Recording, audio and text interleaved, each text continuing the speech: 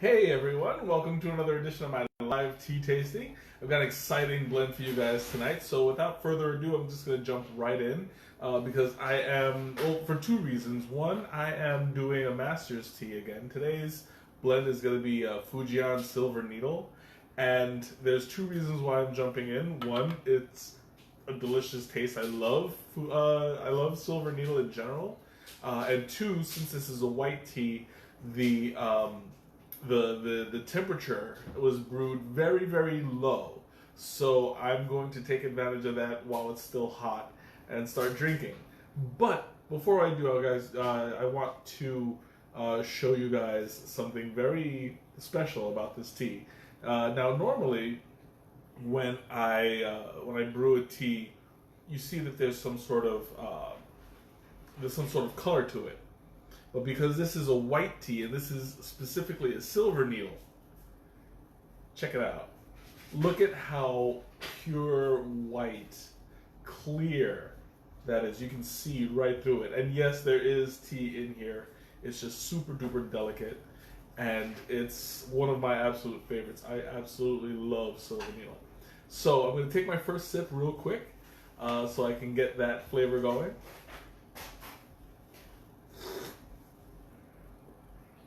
Oh, that is so beautiful. Now, I have done a silver needle tea before, but it was just the regular silver needle. This being the Master's Tea Month, I brought out the not the jasmine, the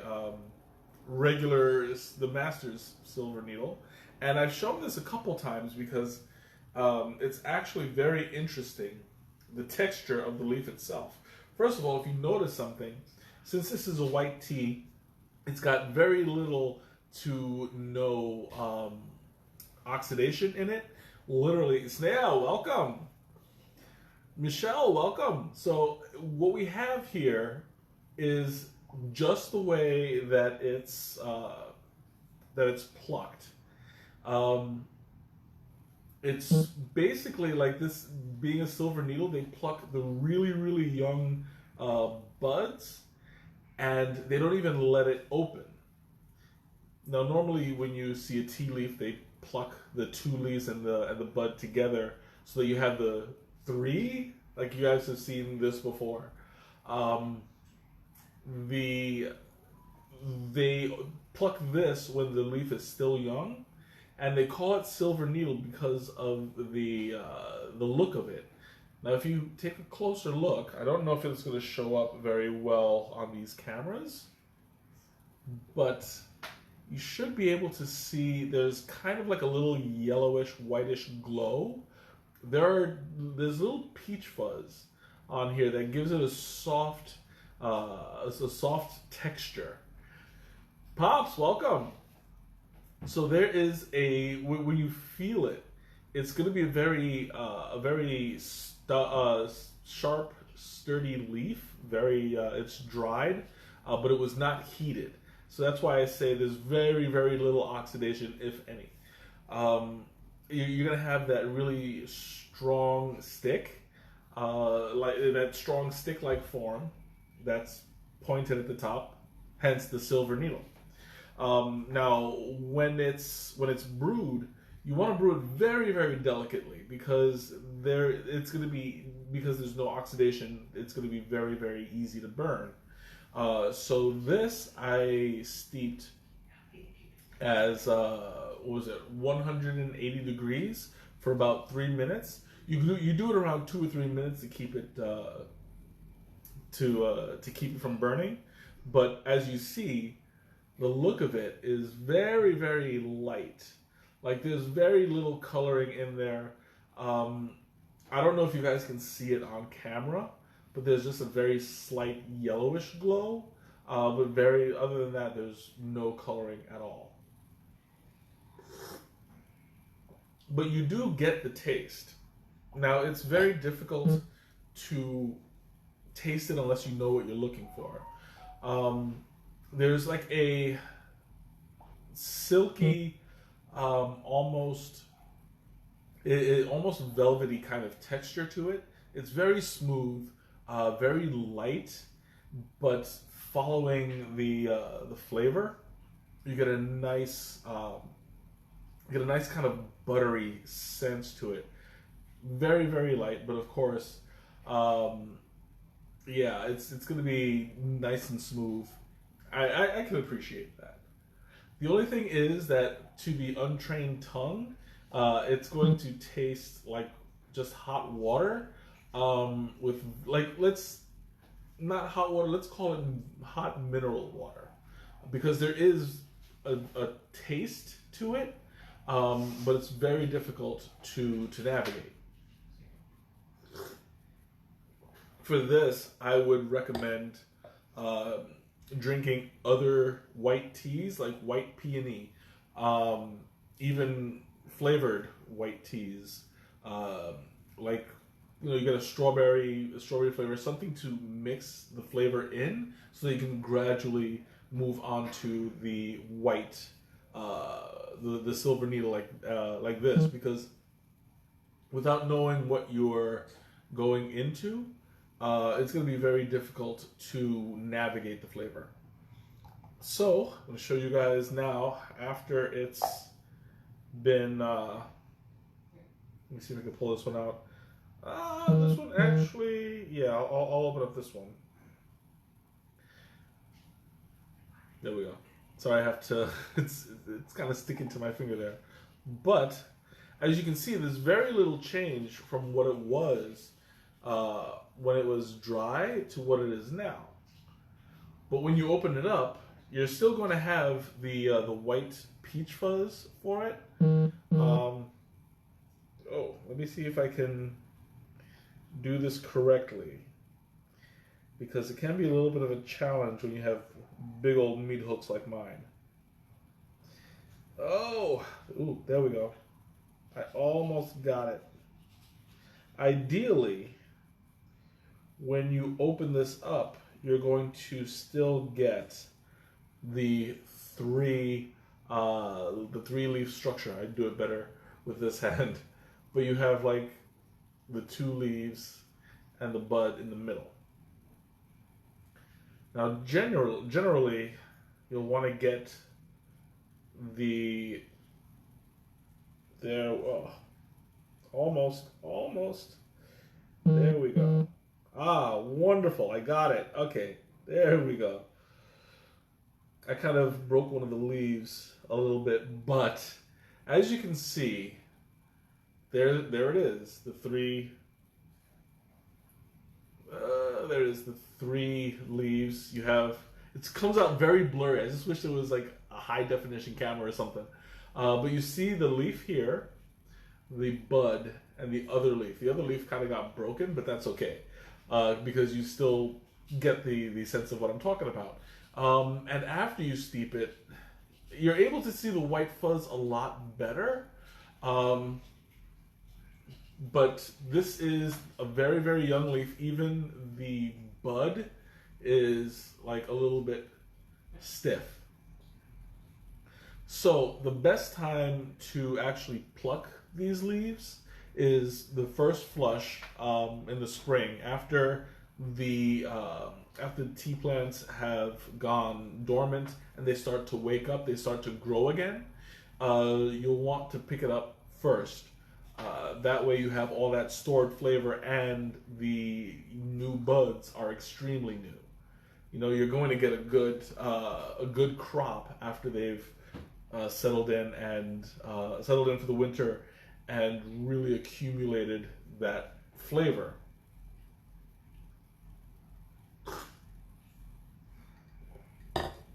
But then when you taste it, you're going to get a slight vegetal flavor out of it. That's what I'm getting from here. It's more about the mouthfeel, the texture, and the delicacy of the leaf. You are able to get silver needle throughout the year as long as the plants keep growing, but the best ones come out first flush. I'm going to go ahead and do the Thomas taste, because this one is going to be it's going to be a little bit difficult to discern what flavors are going on. without taking a minute to actually think. What was that? Baihao Yinzen, simplified Chinese, known as the white hair silver needle, is a white tea produced in Fujian province of China. Silver needle, or Baihao Yinzen, is, or usually just Yinzen in the Chinese. Oh, you always make me get that. In the Chinese type of white tea. Yes, that's little factual based facts from there. Thank you, Snea. So I'm going to go ahead and do the Thomas taste and really try to explore the flavors that are going in. But I'm expecting that the mouthfeel will be more appealing than it usually would if I just swallow it whole.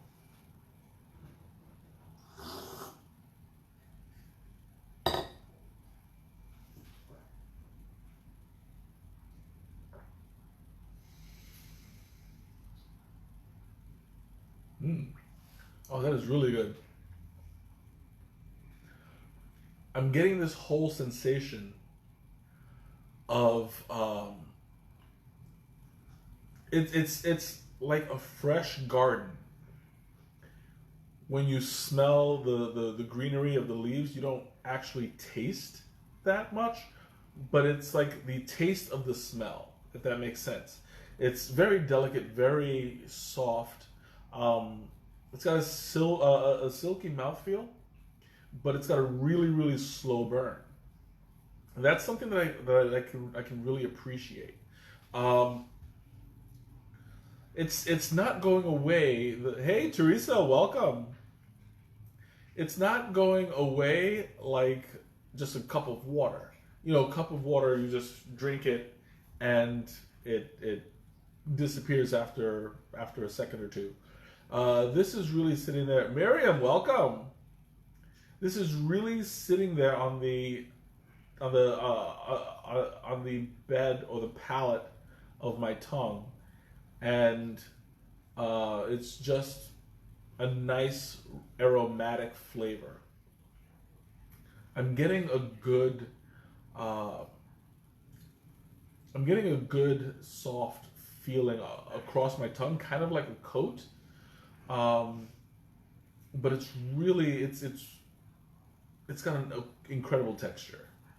I mean, it's really hard to describe because, you know, you talk about texture, you talk about something tactile, something you feel in your fingers or in your hand, but this is the sensation that you get on your tongue, and it's kind of like when you eat butter and it melts in your mouth and it just sticks there and just like stays nice and coated. Hey, Glittery Lotus, welcome.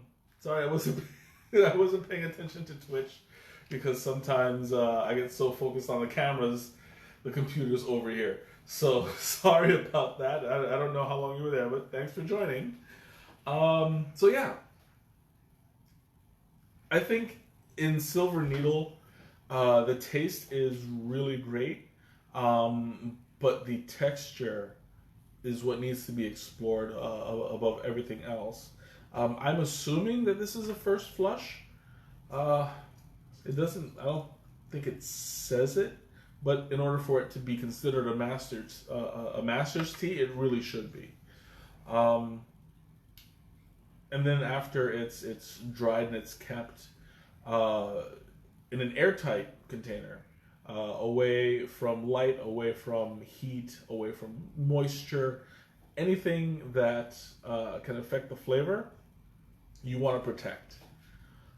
So this I would definitely recommend, especially for people who don't like the strong flavors of some teas. Usually you have on the other end of the spectrum, you have the Assams, you have the, well, I mean, I can't really say Darjeelings, like Ceylons and stuff like that. Really strong black teas. This is like the exact opposite of a lapsang. You know, instead of that dark, smoky, heavy flavor, you're getting a good aromatic,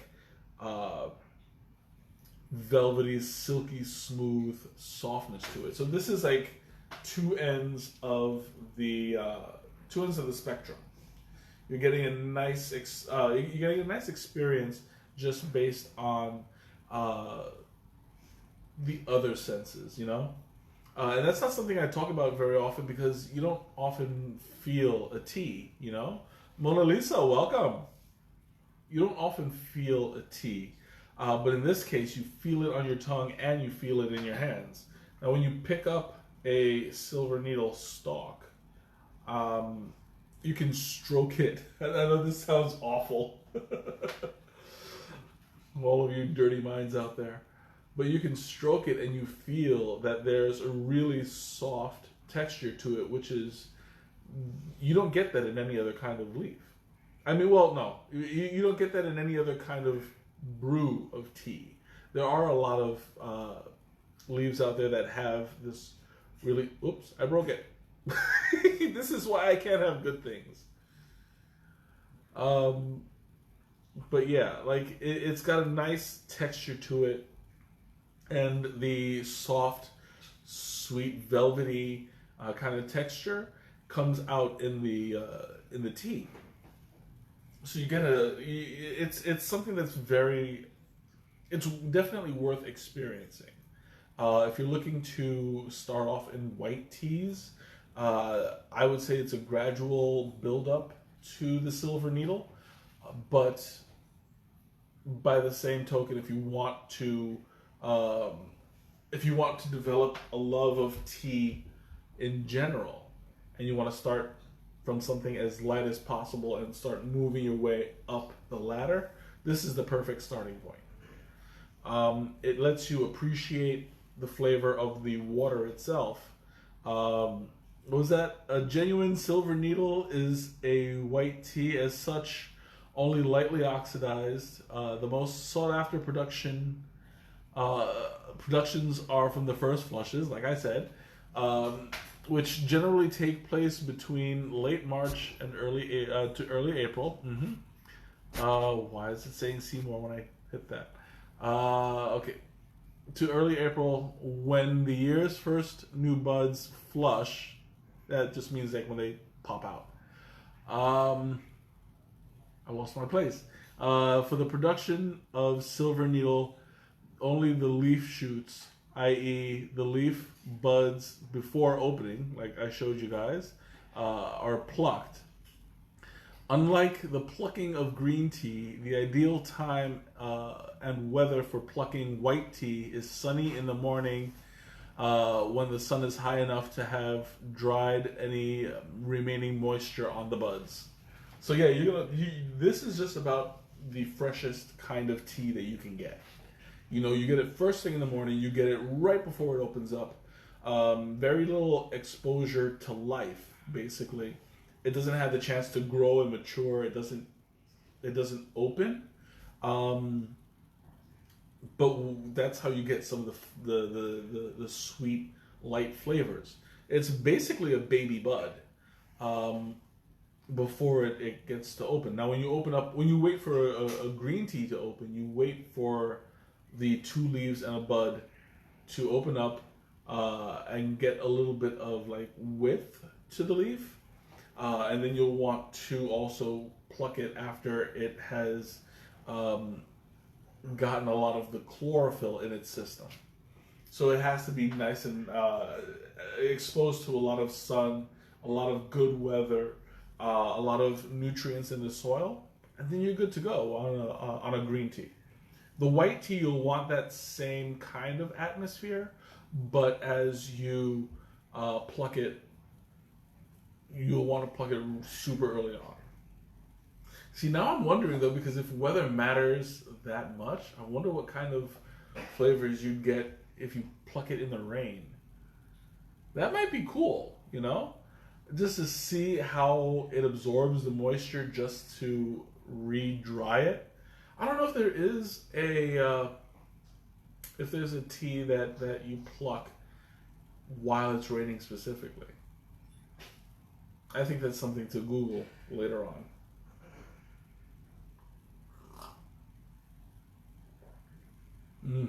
Oh, that is so good. I'm getting kind of like a very light lime flavor. Not like not the citrusy sourness, but like the rind. Like think of the dew on across the skin of a lime. I think that's what that would taste like. It tastes very light green and very sweet. Especially now that it's starting to cool down a little bit, it's really like I'm really starting to appreciate the fullness of it because now that it's cooled down, I'm getting a nice aroma. I think this is awesome.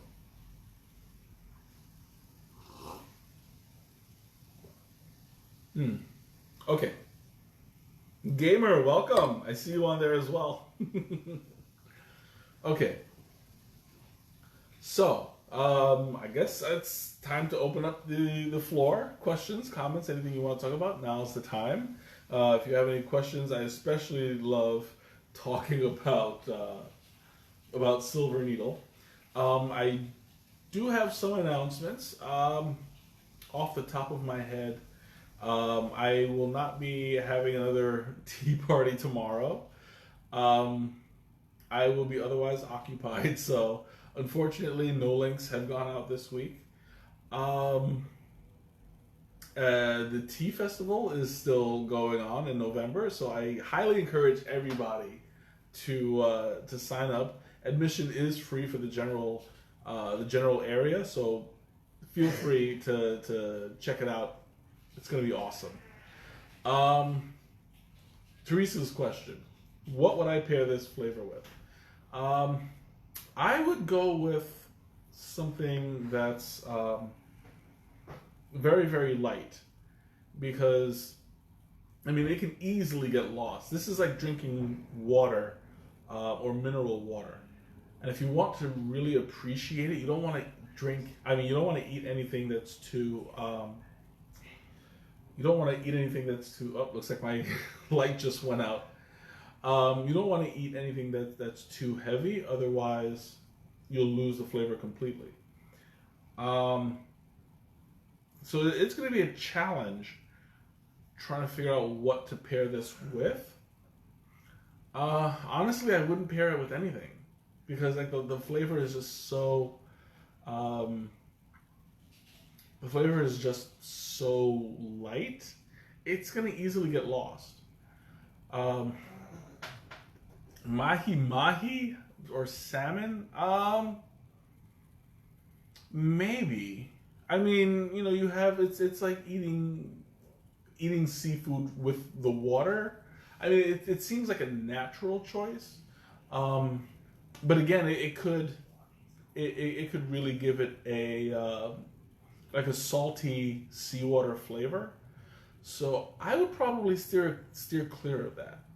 It all depends on how it's cooked. If you can somehow get all the salt out of the water, I think it can do well. Maybe a very light fruit, like a honeydew melon, something that will enhance the flavor other than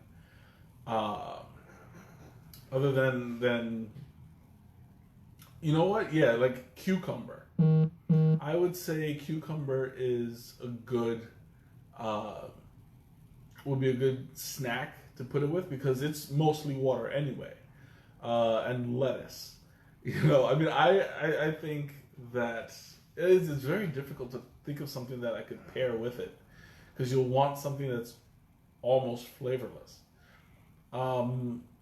But I would definitely recommend drinking this on its own because it's so much better that way, You can just sit there and appreciate the flavors.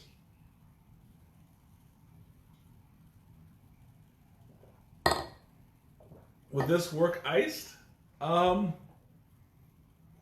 That's an interesting question because, I mean, it would be just like drinking iced water. You know, I mean, I would be willing to try it, uh, and I don't see why not. Because I mean, if you like cold water, there's very little to taste. It would be like a flavored water. I would imagine no sweetness, no sugar, no anything. Um, because honestly, this doesn't need it. It's a very light flavor. It's a very buttery. If it's if it's just water, how is it tea? It's not just water. That's what I'm trying to say. Like it's got tea leaves in it. You know, I mean, this is what you get. Tea isn't based on flavor; it's based on the leaf. So once you put the Camellia sinensis in it, not just any leaf, but once you put the Camellia sinensis in it, it's tea. Um, but yeah, like it's just a very difficult flavor to pair with anything. I think that I would prefer this hot. Ask any Indian and they would deny that this is tea. Yeah, well, the leaf stands alone. You know, like there's no way you can deny when you have the physical evidence right in front of you. So yes, this is tea. It's a tea leaf. It's a delicate flavor, but it's a flavor nonetheless. And you know, like it takes a little bit of searching to find that flavor, but it's there. It's definitely there. I mean, water has its own um, water has its own flavor, and when you add anything to it, it takes on that new flavor. So, that being said, once you put the tea in the water, the tea flavors the water, so to speak. So it's no longer just water; it's white tea.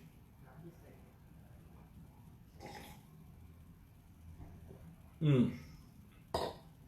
I feel like the longer this sits, the longer it settles, the stronger the taste becomes.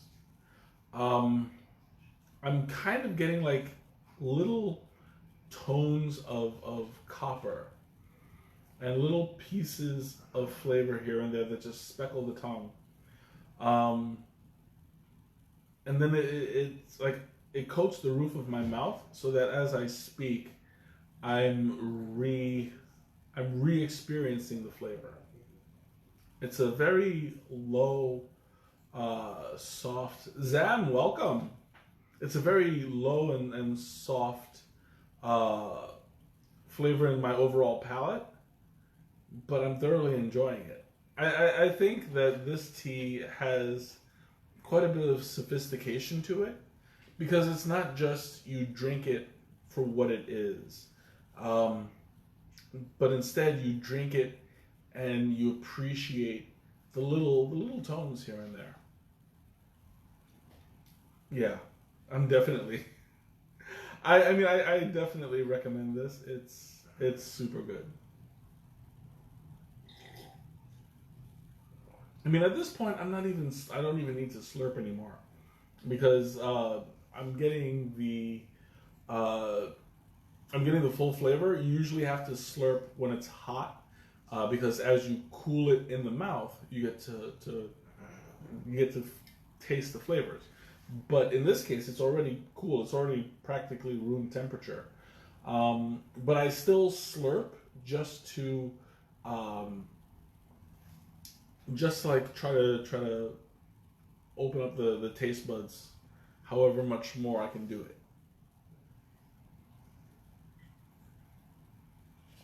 Mm. Okay. Questions, comments, anything you want to talk about? Now is the time. Oh my god, this is like this is a really relaxing tea. It is caffeinated. For those of you who are wondering, is it just me or has it yellowed as it cools? Um, no, you're probably right. It has yellowed because the tea itself starts to settle and starts to concentrate when there's less water in it, so that it can't move. It kind of constricts it. So you're getting all of the tea flavor in one smaller area. So yeah, it is getting more yellow. You know, it's no longer there's a huge difference between this and this. Um, but that's another reason why the flavor is getting stronger. It's because it's concentrated. You know, like there's less there's less space for the remaining tea to move. Hmm. Oh, that's so good. Okay, questions, comments, anything you want to talk about? Now's the time. I have one or two sips left. And honestly, it's like really difficult for me not to go down the hatch because this is really good. I'm thoroughly appreciating it. So, yeah, I'm going to do that. I'm going to do that now. I'm going to chug it. Questions or comments? Now's the time, or forever hold your peace.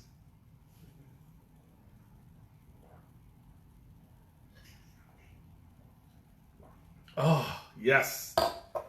Whew, that was delicious. So thanks everybody once again for joining us. This has been an incredible experience. I love Silver Needle and I love sharing it with you guys. So next week I will be doing another Master's Tea. I don't know which one yet, but I'm kind of leaning towards a specific one, which I'm probably going to do because I was thinking about doing it today as well. But yeah, it's one that I'm really looking forward to, and I look forward to bringing to you.